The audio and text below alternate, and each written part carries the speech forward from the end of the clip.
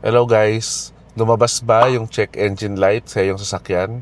So kailangan mo dyan ng OBD2 scanner para talagang makita kung ano ba talaga yung totoong sira ng sasakyan mo.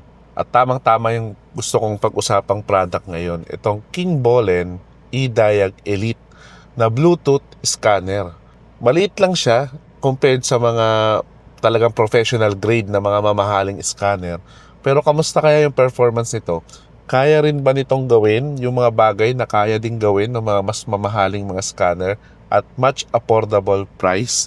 So yun yung pag-uusapan natin sa video na to. So ano, ready na ba kayo? Tara, let's roll! Car Talks PH, the drive of the mind. Learn as you roll, leave no one behind. Car Talks PH, your partner in the trip. Every story, every ride comes with a legit tip. Okay, so pakita ko muna sa inyo yung laman nitong box. Madali lang siya yan. Pag binuksan mo, lalabas agad yung pinaka-scanner natin. Meron lang siyang documentation, pati yung serial number and activation code nandito na. Para yan sa app ninyo. So kung titingnan nyo guys, ito siya. Ito na siya yung Ang cute sa kanya guys, kasi totoo, marami naman nabibili na Bluetooth scanner sa Shopee. Pero mamaya papakita ko sa inyo bakit ito naiiba. Unang-una yan pala, ang ganda na agad ng kanyang case. So hindi mo na siya dadalhin belly. Meron na siyang kasamang case. Pag binuksan mo, yan, lalabas na. Ito yung ating pinaka-scanner, yung King Bolen eDiag Elite. Bakit siya Elite? Kasi pansinin niyo naman, ang gandang quality. Meron pa siya mga piano black finishes dyan, no? Tsaka silver lining or silver touches. So hindi siya mukhang mumurahing scanner. Build quality pa lang, matibay na.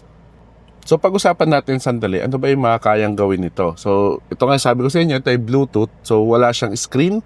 So isasaksak mo lang siya sa OBD2 port ng sasakyan mo. At the same time, kailangan mo ng smartphone, Android or iOS. Pwede naman, makaka-connect siya.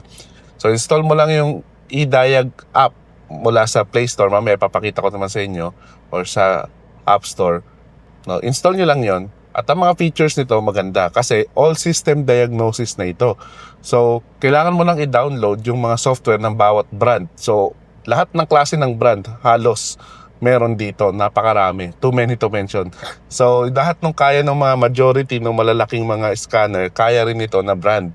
So, aside from lahat ng brand o majority ng mga brand ng sasakyan, kaya itong basahin. Kaya rin itong basahin yung iba't ibang module ng sasakyan mo. Halimbawa, ABS module ng sasakyan mo, SRS airbag, no, module din yon, transmission control module, body control module, no, kayang-kaya nitong basahin. Kaya lahat ng sulok, lahat ng parte ng sasakyan mo, no, make sure mo na may scan mo. And aside from that, ang maganda sa kanya guys, meron siyang bidirectional test or bidirectional control. Yung wala sa mga mumurahing Bluetooth scanner. Dito, meron. Ano ibig sabihin nun? Sabihin, pwede mong i-testing yung iba't ibang electronic parts ng sasakyan mo without taking it out. So, i-command mo lang mula sa phone mo, makakapag-diagnostic test ka na, bidirectional test. Diba? Pwede mong ipababa yung mga window, i-test mo kung gumagana yung fuel pump, test mo yung mga injectors, kung nagfa-fire, test mo yung radiator fan, and etc. So, napakaraming functions yung pwede mong i-test gamit yung scanner lang na to, na hindi mo na kinakalas yung part mula sa sasakyan mo. Diba? Very nice. Meron din siyang 15 plus reset function. Ano ibig sabihin niya? Halimbawa, nag-oil change ka, so kailangan mong i-reset yung oil indicator mo sa dashboard mo. So, magagawa mo siya dito.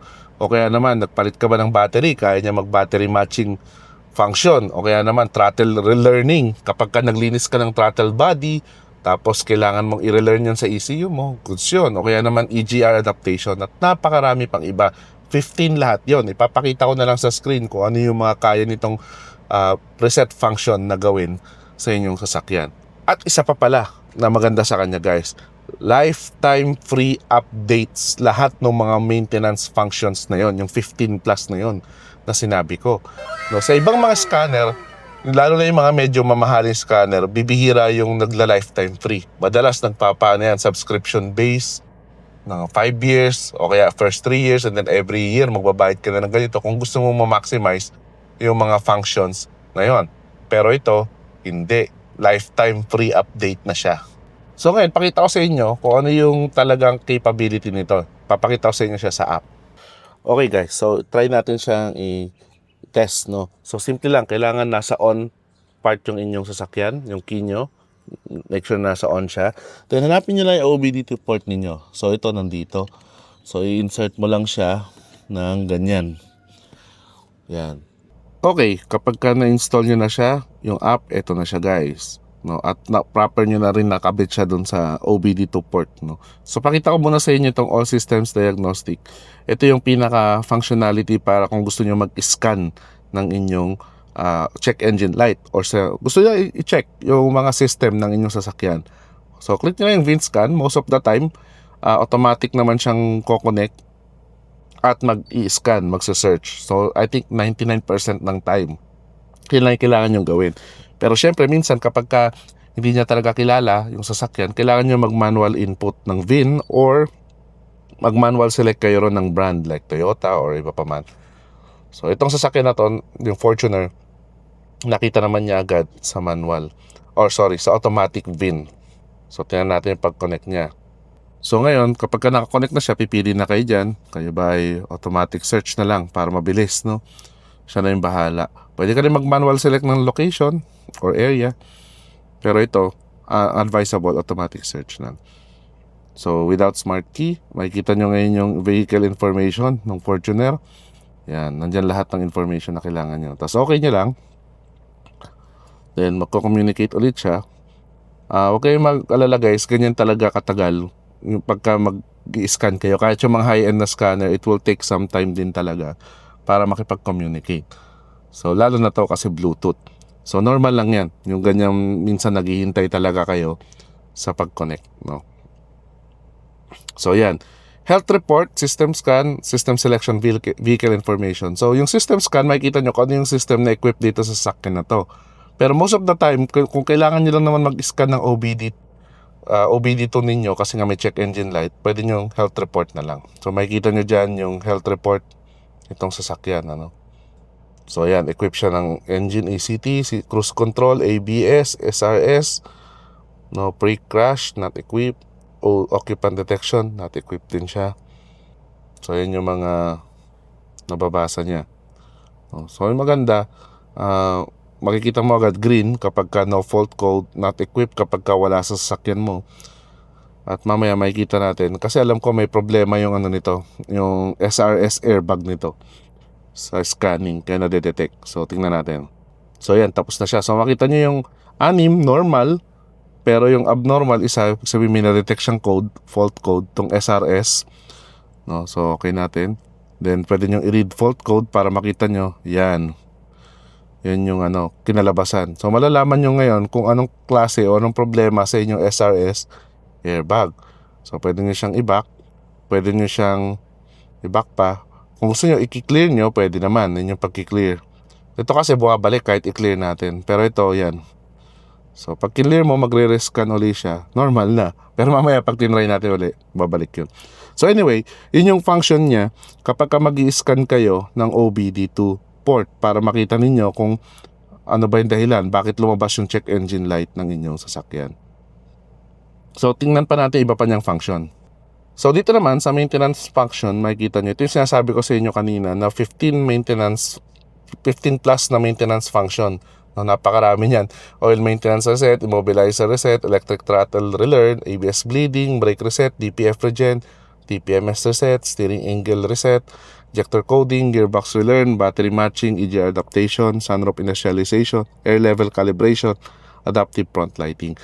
Maganda rito, kapag supported ng sasakyan mo, magagawa mo yan. Ito kasing electric throttle relearn, hindi siya supported dito.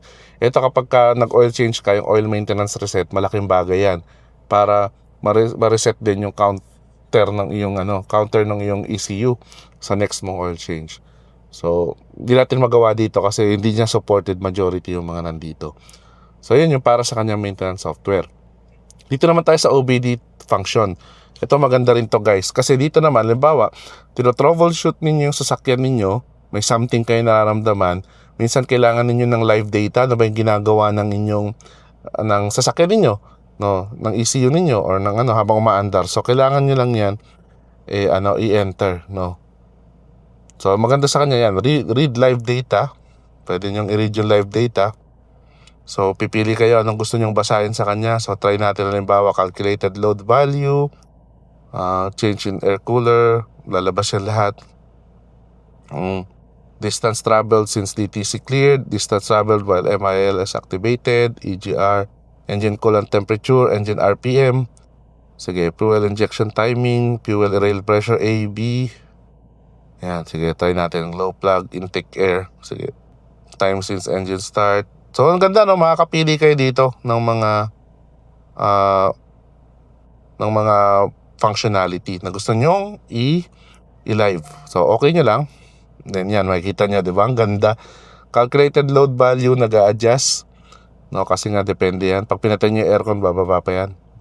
Yung air cooler temperature, naka Fahrenheit. Traveled since TTC is cleared, 2,653. Engine RPM, yan. Pansin yung engine RPM. Tumataas. Live data talaga siya. Fuel injection timing, medyo mataas kasi naka-idle tayo, naka-park. So, glow plug, lamp status off kasi naka-start na yung engine. Diba? Tapos pwede nyo yung i-record at gumawa kayo ng PDF report. So, yun yung yung mga makikita nyong functionality nito, guys. So, para kanino ba tong King Bolen eDiag Elite na scanner? So, marirecommend ko to kung ikaw halimbawa ay DIYer, mahilig ka mag-do-it-yourself sa pag-repair ng iyong sasakyan. Either enthusiast ka talaga or ayaw mo lang laging nagpupunta sa mekaniko. Kasi ito yung magsisilbing mata mo. No, lalo na kapag lumabas yung check engine light sa iyo dashboard. Hindi mo na kailangan dalhin sa mekaniko para magpascan para malaman mo agad yung root cause. Malaking bagay ito sa iyo. Kung ikaw din naman ay nagbabuy and sell, mahilig kang bumili ng sasakyan, malaking tulong to sa iyo para ma-make sure mo na hindi ka maloko kahit di mo na kailangan dalhin yung mga napakalalaki at napakamamahaling mga scanner. Ito, it gets the job done. Kahit pa maliit lang siya at sa very murang halaga lang magagawa mo siya compared sa iba. At syempre, kung ikaw rin ay mekaniko or may auto shop ka or talyer, marirecommend ko pa rin to sa iyo kasi for sure meron ka ng mga scanner na high-end. Pero maganda rin, meron kang backup na scanner para makatulong just in case lang naman na magka-problema or kung gusto mo ng portable scanner talaga.